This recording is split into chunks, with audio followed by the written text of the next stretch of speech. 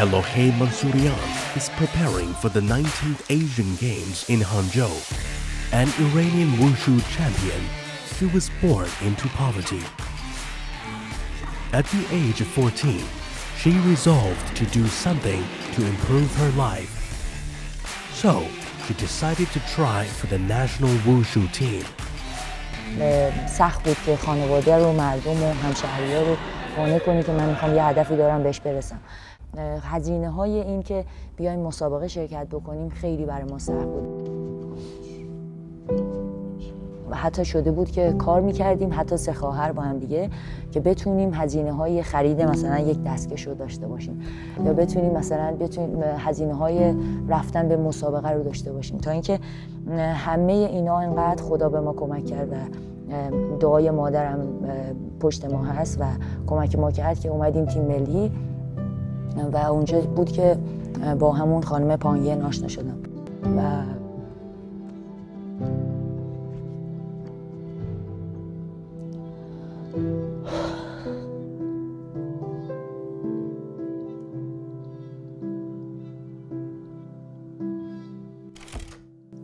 Peng Yan from China has been coaching the Iranian national wushu team since 2008.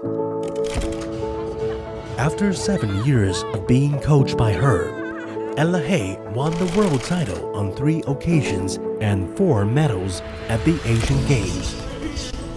خانم پانگین بود، اومد ایران و اونجا دیگه با ما تمرین کرد. هر آن چیزی که میتونست به تیم ملی ایران یاد بده یاد داد. یادمه که من حس میکنم که اصلا خیلی به تیم ملی ایران کمک کرد. یعنی میتونه بگیم که خواهر من میتونه باشه.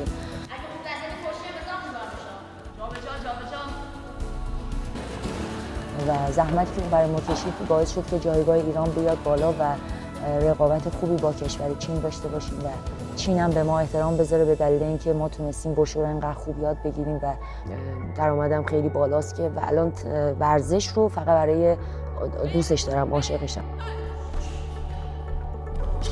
یه زندگی خیلی خوب داریم و تا حدودی هم سعی کردیم یک الگویی باشیم برای جوانای ایرانی، برای ورزشکارای ایرانی و ببینیم که میشه و اگه بخوایم و اگه به تلاش بکنیم میتونیم به هر چیزی که بخوایم.